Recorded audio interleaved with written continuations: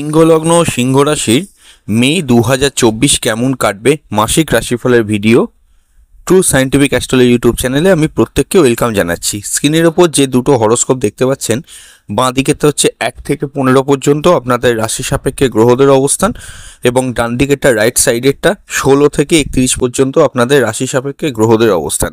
আমি মেন ট্রানজিটগুলো বলে দিচ্ছি, কারণ ট্রানজিট না জানলে প্রেডিকশান বুঝতে পারা সম্ভব হয় না সবসময়। যে আপনাদের রাশি সাপেক্ষে দ্বিতীয়ভাবে কেতু এবং নবমভাবে রাহু গোটা মাস জুড়েই থাকছে, আগেও ছিল। অবশ্যই অষ্টমভাবে রাহু, সপ্তমে কিন্তু শনি মূল ত্রিকোণে থাকছে, এবং বৃহস্পতি 1 মে রাশি পরিবর্তন করে কর্মভাব অর্থাৎ দশমভাবে যাচ্ছে। সে এতদিন ভাগ্যভাবে ছিল, এখনও যখন ভিডিওটা এপ্রিলে শুনছেন তখনও কিন্তু ভাগ্যভাবেই আছে। এবার বৃহস্পতি কিন্তু দশম ঘরে অবস্থান করবে আপনাদের কর্মভাবে। এই হচ্ছে আপনাদের মূল ট্রানজিট। রবির কথা যদি বলেন, রবি তুঙ্গস্থ থাকছে 14ই মে পর্যন্ত। 14ই মে রবি কিন্তু দশমভাবে উপস্থিত হবে। শুক্র নবমে থাকছে, শুক্র নবম থেকে দশমে 19শে মে ট্রানজিট করবে। দেখুন দ্বিতীয় যে হরোস্কোপটা আছে, ডান দিকের হরোস্কোপ, সেখানে আমি শুক্রের তলায় 19 লিখেছি। যে গ্রহ যে ডেটে ট্রানজিট করছে সেই ডেটগুলো কিন্তু সেই গ্রহগুলোর তলায় লেখা আছে। মঙ্গল রাহু অঙ্গারক যোগ চলবে অষ্টমভাবে।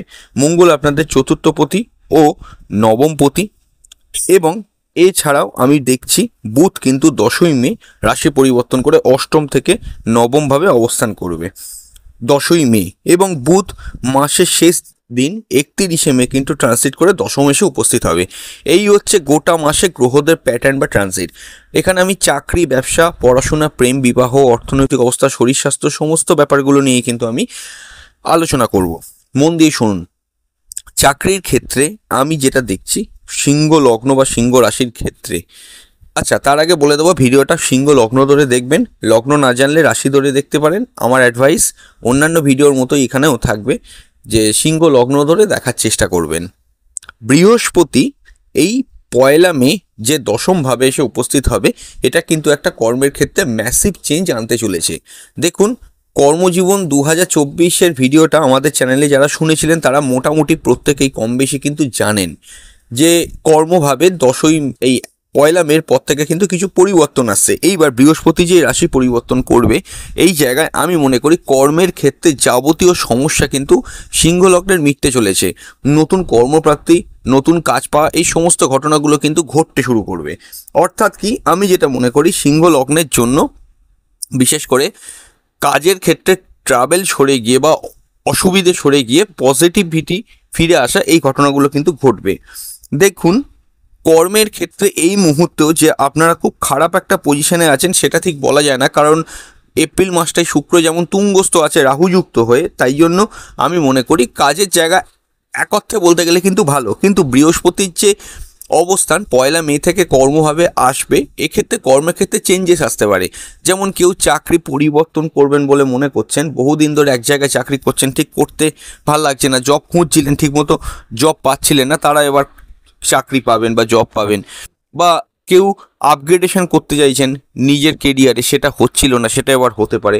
কেউ প্রমোশনের জন্য অ্যাপ্লাই করেছেন, কোনো রকমের রেসপন্স আসছিল না, এইবার সেগুলো কিন্তু ঘটতে পারে।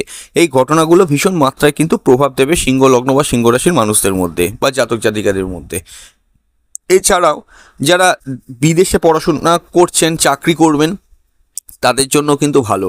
দেখুন, এই মাসটা যদি পার্টিকুলারলি ধরি, 14ই মে থেকে রবিও কিন্তু আপনার দশমভাবে এসে উপস্থিত হবে। কর্মভাবে রবি কিন্তু দিকবলি হয়, অর্থাৎ কি পাওয়ারফুল হয়ে যায়। পাওয়ারফুল হয়ে যাওয়ার জন্য চাকরির ক্ষেত্রে সরকারি কর্মচারী যারা রয়েছেন বা গভর্নমেন্টের সঙ্গে যারা কাজ করেন, গভর্নমেন্ট এমপ্লয়ার যারা আছেন, তাদের জন্য সময়টা খুবই ভালো 14ই মের পর থেকে।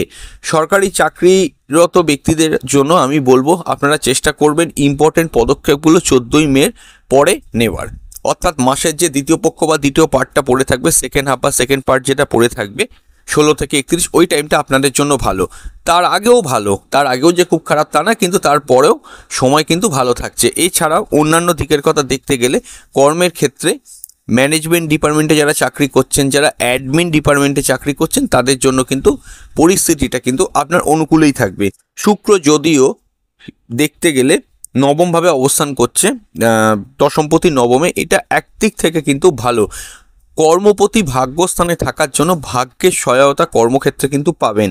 হয়তো কোনো ইন্টারভিউ দিলেন, সেখানে কিছুটা ভাগ্যেরও সহায়তা চাই, যেরকম আমরা সাধারণভাবে বলে থাকি যে একটা ভাগ্যের সাপোর্ট লাগে সব কাজ করতে গেলে, সেই সাপোর্ট কিন্তু আপনারা পাবেন। দশমপতি নবমে এই অবস্থান কিন্তু অত্যন্ত পজিটিভ বলে আমি মনে করি। IT, technology oriented, computer science, media oriented ফিল্ডে আপনি ভালো কাজ পাবেন বা কর্মটা কিন্তু ভালো যাবে। আপনি যদি কোনো ফিল্মের প্রডিউসার, ডিরেক্টর হন, তাহলেও কিন্তু আপনার ভালো যেতে পারে। বিশেষ করে 19শে মের পর থেকে শুক্র যখন আপনাদের দশমভাবে ঢুকবে, যেটা আমি দ্বিতীয় যে হরোস্কোপটা এঁকেছি সেখানে আমি ডায়াগ্রাম করে রেখেছি, যখন ঢুকবে তখনও কিন্তু আপনি কোনো ফিল্মি, মিডিয়া ওয়ার্ল্ড, গ্ল্যামার ওয়ার্ল্ডে আছেন বা মডেলিং করেন, তাহলেও আপনি কিন্তু সফলতা পাবেন। সেলফ প্রফেশনগুলো প্রত্যেকটা কিন্তু আপনার ভালো যেতে পারে। কর্মের দিক এক কথায় বলতে গেলে কিন্তু সুস্থ স্বাভাবিক থাকছে। তবে বৃহস্পতি যেহেতু 1 মে রাশি পরিবর্তন করবে, তার আগের 5টা দিন এবং তার পরের 5টা দিন অর্থাৎ এপ্রিলের শেষ সপ্তাহ এবং মে মাসের প্রথম সপ্তাহে কর্মের ক্ষেত্রে সাময়িক একটু আপস অ্যান্ড ডাউনস চলতে পারে। সেই জায়গাটা কিন্তু অত বিচলিত হবে না, কারণ এত ইম্পর্ট্যান্ট একটা গ্রহ যখন দশমভাবে ট্রানজিট করবে, পরিবেশ পরিস্থিতি একটু কিন্তু আপনার বিপক্ষে বলে মনে হতে পারে, কারণ গ্রহটা আনস্টেবল থাকে। কোনো গ্রহ যখন কোনো ঘরে ট্রানজিট করে তখন সে কিন্তু একটু আনস্টেবল হয়েই ট্রানজিট করে বলে আমি মনে করি। তো সেটা একটু স্টে হয়ে গেলে পরিস্থিতি আপনার অনুকূলে চলে আসবে। দশমে বৃহস্পতি আপনাকে সৎকর্ম, সৎ চিন্তা ভাবনার উন্মেষ ঘটাবে। আপনাকে দিয়ে অনেক ভালো কর্ম হতে পারে। কর্ম মানেটা কি? কর্ম মানে শুধু চাকরি করছেন সেটা না। কেউ পড়াশোনা করতে পারছে না, তাকে অর্থ সাহায্য করলেন আপনার সাধ্য মতো। কেউ খেতে পারছে না, তাকে খাওয়ালেন আপনার সাধ্য মতো। এই তো ধর্ম কর্মর প্রতি রুচি আসা, এই ঘটনাগুলো কিন্তু বৃহস্পতি এবার ঘটাবে। তো ওভারঅল বলতে গেলে কর্মের জায়গাটা কিন্তু মোটামুটি ভালো। এবার আমাদের আলোচনার বিষয়বস্তু হলো ব্যবসা। দেখুন, ব্যবসার ঘরে শনি মূল ত্রিকোণে এবং ফ্রি থাকছে। বিগত 3 মাসের কাছে শনি একবার রবি যুক্ত হয়েছে বা মঙ্গল যুক্ত হয়েছে, যার জন্য কিন্তু যারা আগের ভিডিওগুলো আগের মাসের বা তার আগের মাসে ফেব্রুয়ারি মার্চের ভিডিওগুলো শুনছিলেন বা এপ্রিলের ভিডিওগুলো শুনছিলেন, তারা প্রত্যেকেই জানেন যে আমি বলেছিলাম ব্যবসার ক্ষেত্রে একটু ট্রাভেল আছে। এইবার কিন্তু শনি ফ্রিলি মুভ করবে, ব্যবসার ক্ষেত্রে কিন্তু গতানুগতিকভাবে প্রোগ্রেস ফিরে আসবে। ব্যবসার জায়গাটা ভালো। যে ব্যবসাগুলো ইনভিজিবল হয়ে যাচ্ছিল সেগুলো কিন্তু এবার ভালোভাবে হতে শুরু করবে। ব্যবসার জায়গা এক কথায় বলতে গেলে কিন্তু খুব ভালো কাটছে আমি মনে করি। বিজনেসের ক্ষেত্রে টার্নওভার বাড়া, প্রফিট বাড়া, কাস্টমার রোটেশন বাড়া, প্রোগ্রেসিভ থাকা, এগুলো কিন্তু সবকটাই হবে। তবে শনি মূল ত্রিকোণে মার্গী আছে এবং ফ্রি আছে। আউটপুট তো শনি দেবে, প্রফিট তো শনি দেবে, কিন্তু পরিশ্রম করিয়ে তবেই দেবে। মাথার ঘাম পায়ে ফেলে তবেই কিন্তু আপনি উপার্জন করতে পারবেন। আপনি কোম্পানির প্রপাইটারও যদি হন, তাহলে আপনি মনে রাখবেন আপনাকে কিন্তু এবার রেসপন্সিবিলিটি নিতে হবে। রেসপন্সিবিলিটি নিলে আপনি ভালোভাবেই মোটামুটি সাকসেসফুলি এগিয়ে যেতে পারবেন। কিন্তু আপনি যদি সমস্ত দায়িত্ব কর্মচারীর উপর ছেড়ে দেন, সেখানে কিন্তু কিছু সমস্যা আসতে পারে। অর্থাৎ কি, আপনাকেও পরিশ্রম করতে হবে। শনি যেখানে সেখানে কিন্তু পরিশ্রম করায় এখানে, এবং পরিশ্রমের মূল্য শনি দেয়, সেইটা কিন্তু মাথায় রেখে আপনাকে কিন্তু চলতে হবে। লোহার ব্যবসা, আয়রনের ব্যবসা, স্টিলের ব্যবসা, অ্যালুমিনিয়ামের ব্যবসা, পিতলের ব্যবসা, এগুলো ভালো যেতে পারে। গ্রহরত্নের ব্যবসা ভালো যেতে পারে। কোনো পার্টনারশিপ ব্যবসা করছেন, পার্টনারশিপ ব্যবসাগুলো আপনার কিন্তু ভালো যেতে পারে। এছাড়াও আমি মনে করি যে শনির যে প্রভাবের জন্য আপনি কোনো ডিলারশিপের কাজ করেন, সেখানেও আপনার কিন্তু ভালো যেতে পারে। বিউটি পার্লারের ব্যবসা, সেলুনের ব্যবসা, এগুলো প্রত্যেকটা কিন্তু ভালো যেতে পারে। সপ্তমভাবে শনি বসে শুক্রকে দৃষ্টি দেবে 19শে মে পর্যন্ত। 19শে মের পর শুক্র ট্রানজিট করে দশমে যাবে। 19শে মে পর্যন্ত আমি মনে করি ব্যবসার ক্ষেত্রে আপনার সুগন্ধি কোনো প্রোডাক্টের ব্যবসা, বিউটি পার্লারের ব্যবসা, সেলুনের ব্যবসা, সাজগোজের আইটেমের কোনো ব্যবসা বা গিফট আইটেমের ব্যবসা, এগুলো প্রত্যেকটা আপনার কিন্তু ভালো যেতে পারে। তো এক কথা বলতে গেলে ব্যবসার জায়গাটা ভালো। এই অবস্থায় যারা ব্যবসার ক্ষেত্রে ভালো প্রফিট করতে পারছেন না, সমস্যার মুখোমুখি হচ্ছেন, প্রবলেম হচ্ছে, তাদের জন্য আমি বলবো আপনাকে যে অ্যাটলিস্ট আপনিও যদি সমস্যার মুখোমুখি এই মুহূর্তেও ব্যবসার ক্ষেত্রে হয়ে থাকেন, কারণ এখনও অতটা সমস্যা থাকার কিন্তু কথা নয়, কিন্তু তাও যদি আপনি সমস্যা ফেস করেন, দেরি না করে অ্যাস্ট্রোলজারের সঙ্গে কনসাল্ট করে নেবেন। ও কোনো গ্রহ নেগেটিভ আছে কিনা বা সেই হরোস্কোপটাকে সংস্কার করতে হবে কিনা, সেগুলো একটুখানি কিন্তু তার কাছ থেকে জেনে নেবেন। আচ্ছা, এবার আমাদের আলোচনার বিষয়বস্তু হলো স্কুলের পড়াশোনা। দেখুন, স্কুলের পড়াশোনা অমনোযোগী থাকার কথা। চতুর্থপতি মঙ্গল রাহুযুক্ত হয়ে গোটা মাস জুড়েই থাকছে। পড়াশোনার ক্ষেত্রে একটুখানি আনস্টেবিলিটি কিন্তু আপনারা অবশ্যই ফিল করবেন। পড়াশোনার ক্ষেত্রে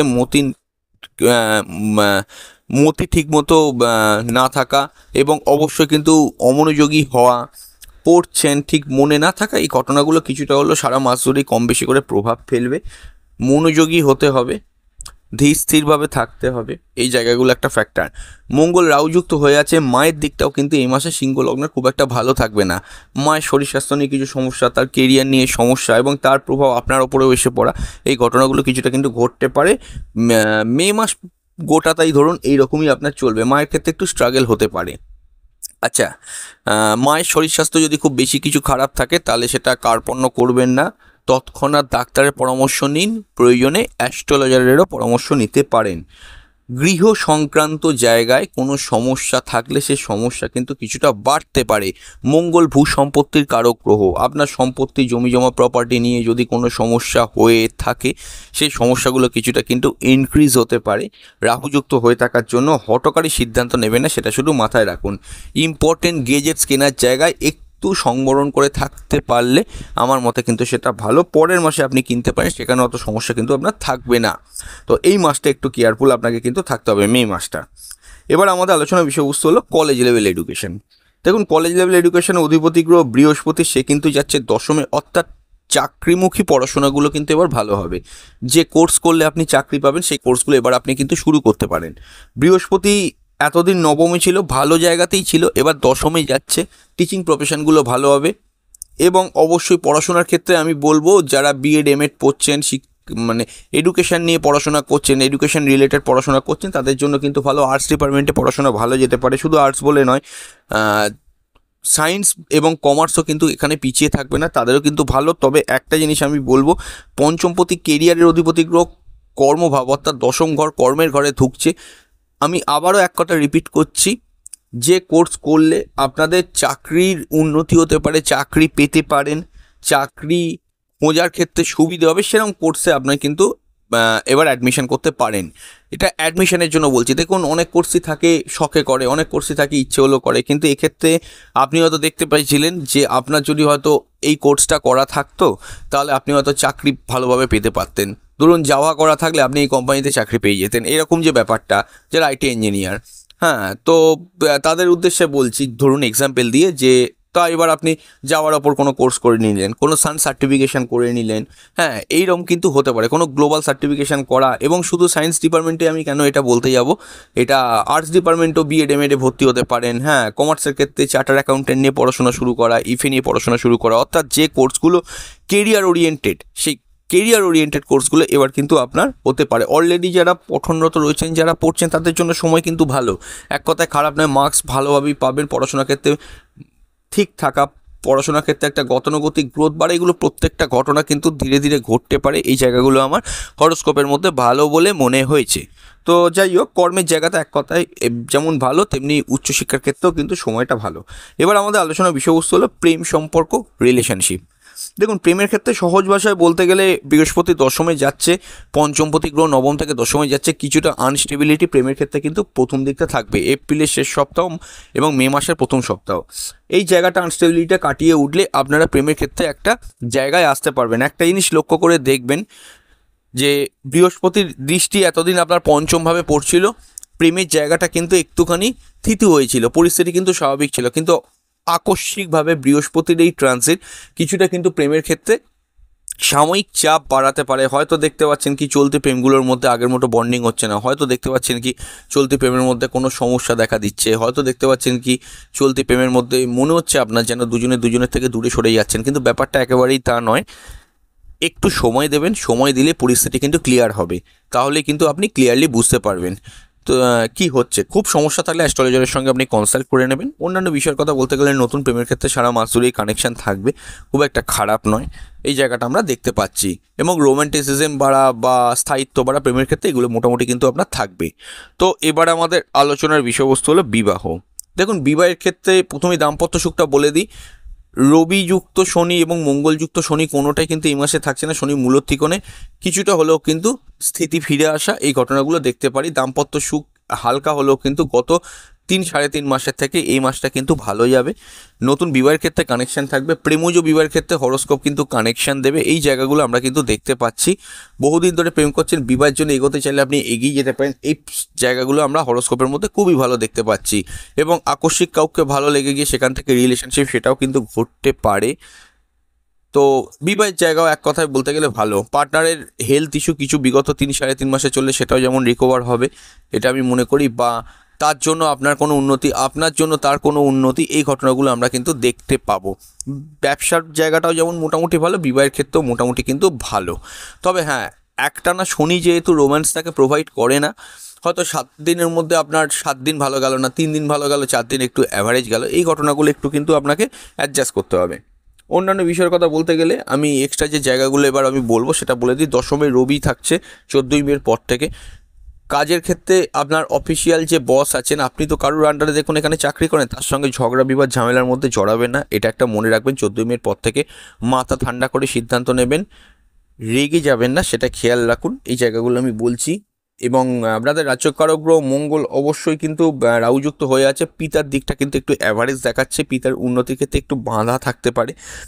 মঙ্গল রাহুযুক্ত হয়ে থাকার জন্য যদি জন্মছকে আপনার মঙ্গল রাহু কানেকশান হয়ে থাকে, 10ম থেকে বৃহস্পতি দ্বিতীয়ভাবে দৃষ্টি দেবে, অর্থাৎ অর্থের ঘরে। চাকরির ক্ষেত্রে চাকরি করে পয়সা লং সেভিংস করে, এগুলো কিন্তু হতে পারে। সেভিংসের জায়গা কিন্তু খুব ভালো হতে চলেছে, কমিউনিকেশনটা কিন্তু খুব ভালো হবে।